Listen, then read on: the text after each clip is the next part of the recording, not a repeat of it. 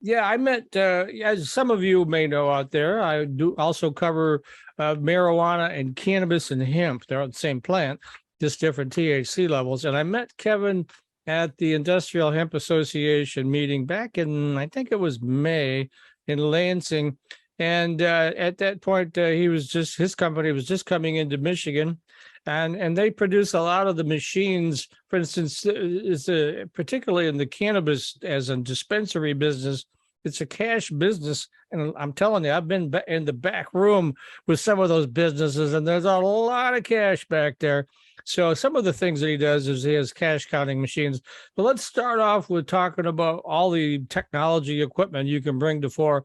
And I also know that gambling is another area that you're covering. I don't know if you personally are doing that, but I know that Data Financial works with the gambling industry, and I suspect there's some folks in our audience from that as well. So give us that quick overview, if you would, Kevin. I would love for everybody in the audience, hold on and definitely keep listening, because this really applies to all retail.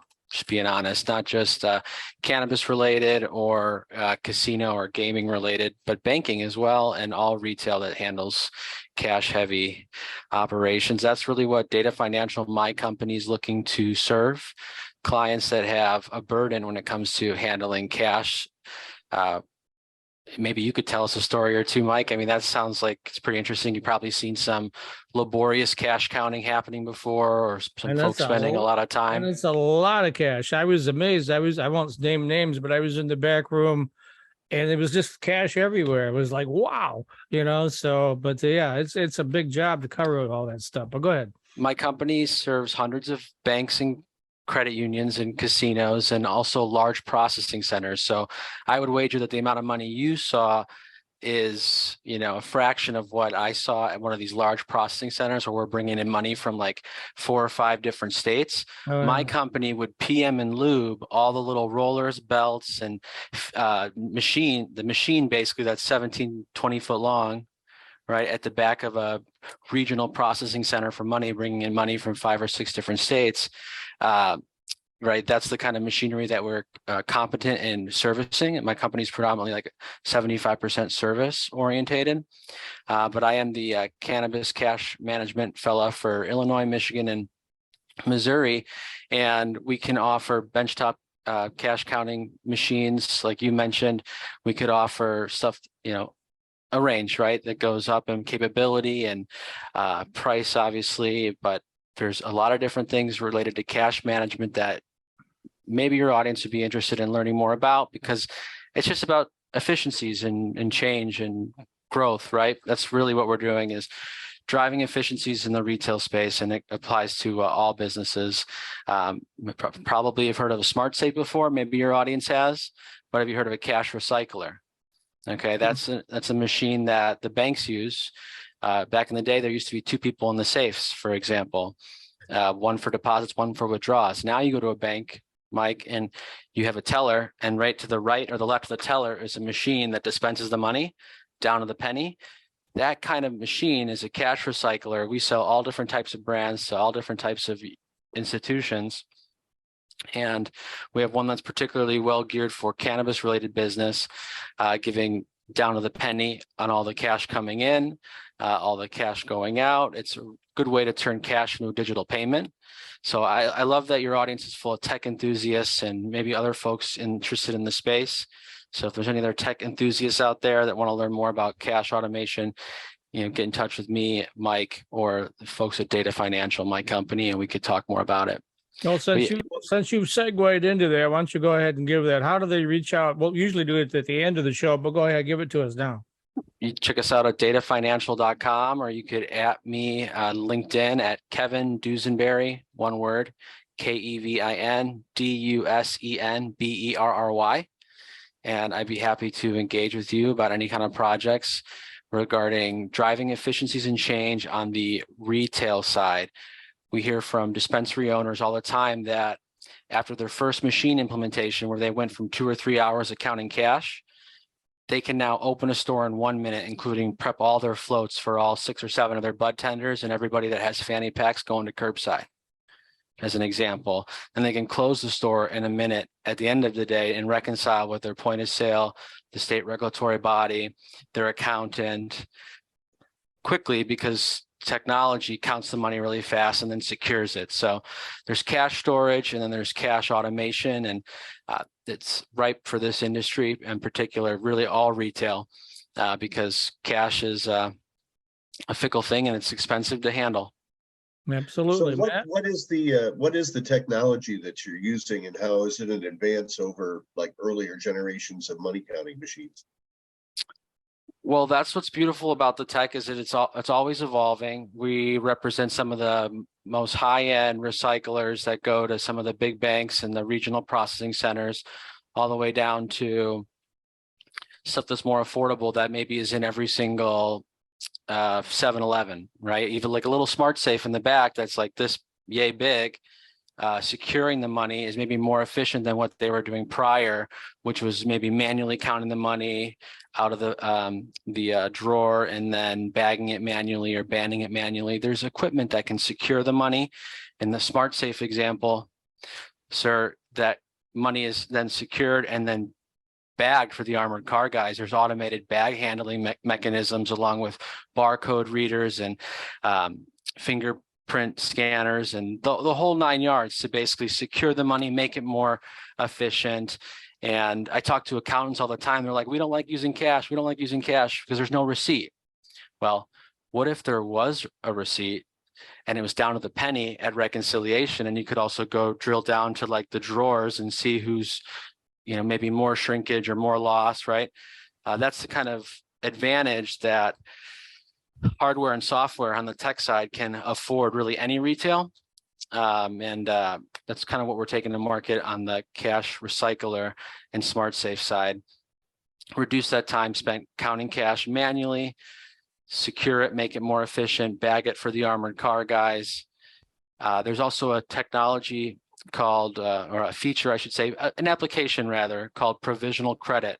I think anybody in retail should give a darn about provisional credit, you guys, because what that is a negotiation with your bank that the money in the smart safe goes into your account right away. So we're also reducing the time to the bank with technology like a smart safe and an application like provisional credit that nobody in cannabis related business or really general retail knows yet, is still trying to figure out, but this is really common technology in hospitality, amusement parks, and big time financial institutions or banks. And of course, in the Did that cannabis, answer your question? Hopefully. yeah, Yeah, it does. Yeah. and of course, in the cannabis space, it is as regulated as you could possibly imagine. So that the Cannabis Regulatory Agency wants to know exactly how much money is going or moving around all the time. So that would certainly solve some of those problems right there for the dispensaries. But however, that being said, a lot of folks like me, I don't carry much cash anymore. I just put everything on a card and then pay off the card. And now you have some stuff there that you can deal with too for processing, right?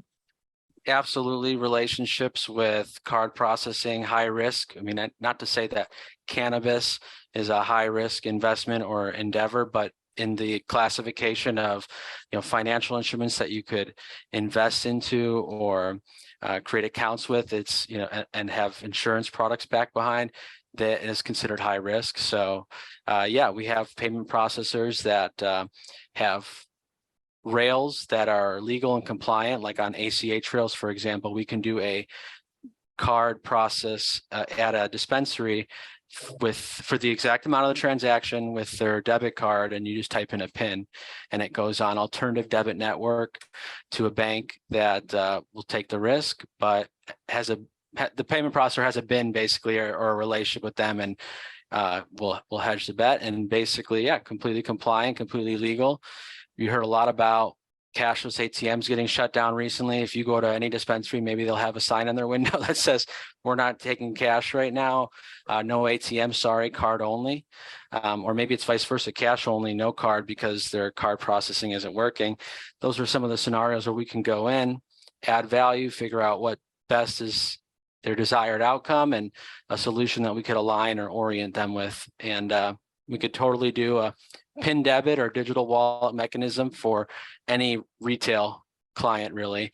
But specifically, I'm focusing on cannabis related business in the Michigan area. So if any of your customers are interested in exploring more, let's get in touch. And just to give you the audience some scope. Oh gosh, there's like couple hundred dispensaries down now. Only about 160 or 70 communities have allowed cannabis dispensaries to come in out of 1,800. So there's a tremendous upside in Michigan. And I suspect as one of those, 23 states now where adult legal is going on, that you're going to see a lot of growth in that area because we do a lot of tourism. And hey, we're also involved in cannabis tourism. We got all sorts of stuff covered in my other media group. So a lot of opportunity there for you, right, Kevin, in Michigan? I'd like to think so. And my company's got 10 or so service people in Michigan proper. We've got 3 in the Upper Peninsula, 3 in Detroit, servicing all the casinos there. We're in 100% of the casinos in 5 states in the Midwest. So if you are seriously considered, managing the cash or, figuring out a different way to process the payments, we're happy to help. I'm based out of Chicago, but I come in peace, my fellow Michigander friends. Yeah. And speaking of the Illinois market, just real quick, is that starting to really take off now? I know it's only been legal for about a year or so.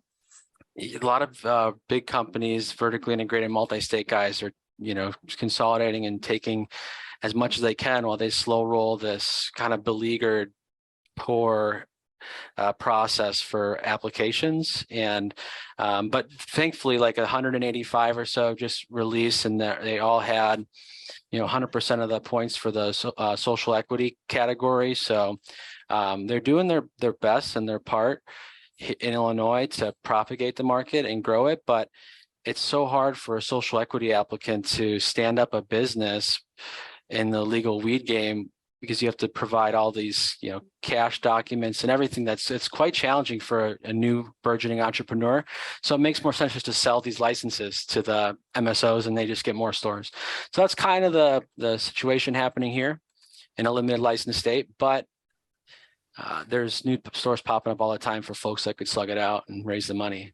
And as my audience may or may not know, actually, Michigan is a model for a lot of the other states on how we are organized. They do have it together at the Cannabis Regulatory Agency. And I don't hear too many complaints. I mean, I talk to a lot of people all the time, obviously, and they're fairly happy with the way it's going. But it is not, as Kevin, it is not a game for the faint of heart. You're going to invest millions of dollars to get started.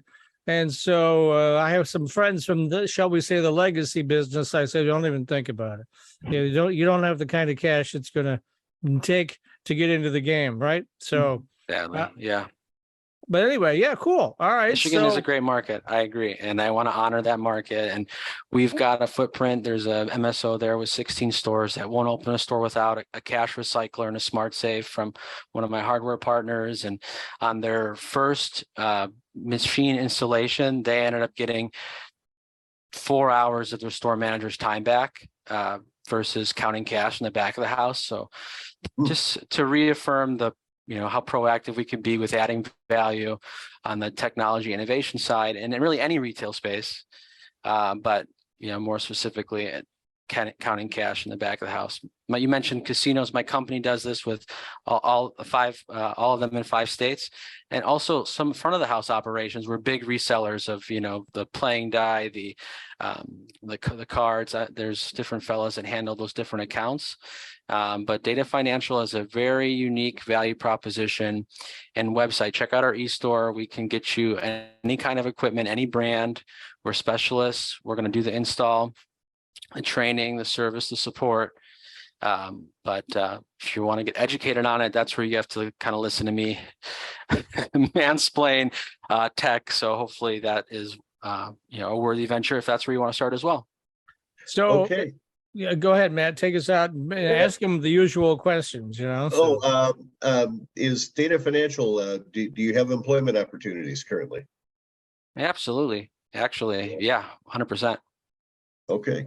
And they all right. Thanks very much. Well, before you start that, if they want it, datafinancial.com, right? Is that where it's at? Yes, please. Or find me on LinkedIn at Kevin Dusenberry, my name.